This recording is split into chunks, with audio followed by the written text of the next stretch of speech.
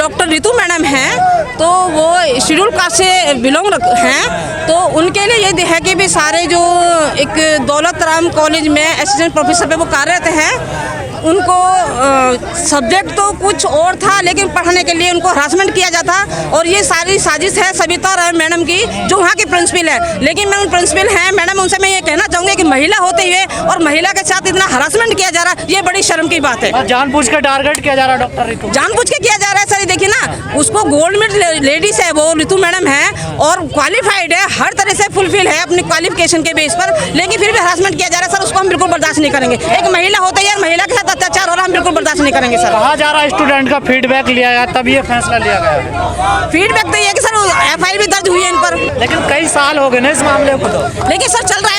हम हारने वाले नहीं सर, हम हिम्मत से सर और रितु मैडम को सर न्याय दिला कर रहेंगे सर।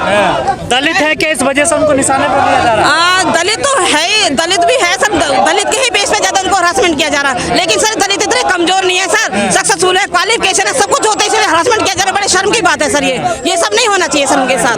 तो सर हम उसके लिए आगे तक जहाँ तक हमें जाना होगा, उनका FIR दर्ज भी कराएंगे और उनको अरेस्ट भी कराएंगे सविता राय मैडम को सर। जहाँ तक हम आगे जाएंगे, लेकिन अपनी रितु मैडम को आगे अपना न्याय दिलाने का सर हमारा सिद्धांत रहेगा सर। दिल्ली की घटना हो चाहे लखीमपुर की घटना हो या तमाम ऐसी नहर की घटना हो, तमाम घटना दिन प्रतिदिन हम जो बहुजन समाज है उस पर घटती चली जा रही है, और इसी का एक शिकार बनी है हमारे समाज की एक बेटी रितु सिंह, जो दिल्ली यूनिवर्सिटी के एक प्रसिद्ध कॉलेज दौलत राम कॉलेज में एक असिस्टेंट प्रोफेसर के पद पर रही।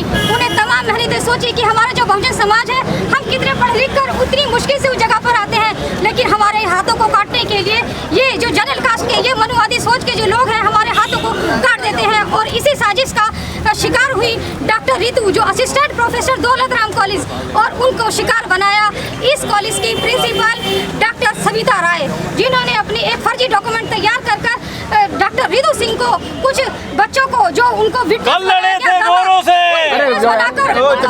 फर्जी डॉक्यूमेंट के आधार पर उन्हें नौकरी से निकाल दिया गया। और उनकी गलती क्या थी? क्योंकि वो बहुजन समाज की लड़की थी, बहुजन समाज की बेटी थी, और उनका यही जुर्म था कि वो अच्छे कपड़े पहनती थी।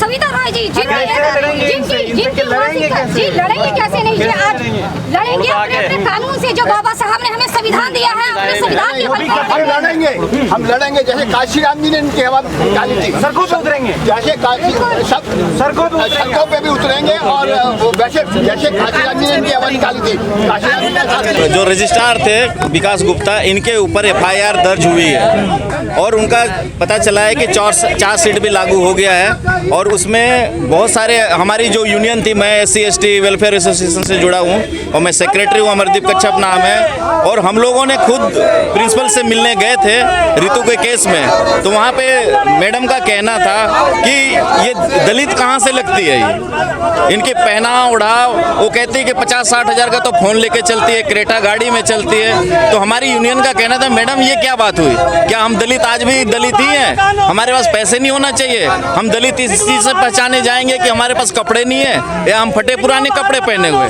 तो उस बेस पे हमारे यूनियन ने भी रितु मैडम के केस पे पूरा सहभागी है, और हम भी उस न्याय की लड़ाई में लड़ रहे हैं। और जहाँ तक हमारे को पता है, चार्जशीट हो चुका है और कोर्ट में केस है, और जहाँ तक जिस तरीके से भी हमारे को जरूरत पड़ेगा कोर्ट तक भी जाने की, तो हमारी यूनियन जाएगी और वहाँ भी अपनी पक्ष को रखेगी। कि हमारे साथ जब हमारी मीटिंग हुई थी तब उन्होंने क्या बोला था। कितना समय हो गया आपको लड़ते हुए? ये लड़ते हुए कम से कम 1.5 साल 2 साल लगभग होने वाला है। क्या उम्मीद है?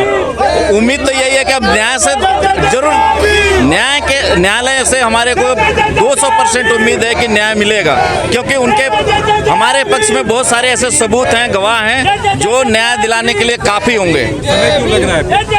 अब समय क्यों लग रहा है? शायद न्यायिक प्रक्रिया है, कभी कभी चार्जशीट नहीं लागू हुआ। जब तक चार्जशीट लागू नहीं होगा तब तक न्यायिक प्रक्रिया शुरू नहीं हो सकती थी। अब चार्जशीट हो गया है, अब कोर्ट में जब केस चलेगा तब दूध का दूध पानी का पानी हो जाएगा। और हमें मामला कोर्ट में है, तो अभी प्रोटेस्ट का क्या? प्रोटेस्ट का ये कि अरेस्ट तो करना चाहिए, अरेस्ट भी तो होना चाहिए। SC ST एक्ट का एक वो है कि कोई भी जो SC/ST एक्ट का उल्लंघन करता है, एट्रोसिटी एक्ट करता है, तो उनको एक अरेस्ट होना जरूरी होता है, क्योंकि वो फिर प्रभावित कर सकता है पूरे केस को। लेकिन यहाँ पे ऐसा नहीं हुआ है, तो इससे थोड़ा सा ये लग रहा है कि कहीं ना कहीं ऊपर से दबाव है, लोग मनुवादी लोगों का दबाव है, शायद गवर्नमेंट का दबाव हो सकता है, क्योंकि उन्हीं से अभी तो सारे के सारे उन्हीं लोग हैं। लेकिन फिर भी न्याय मिलेगा, क्योंकि सबूत को कहाँ कहाँ मिटाएंगे। हम लोग खुद उनके गवाह हैं, हमारे को क्या करेंगे।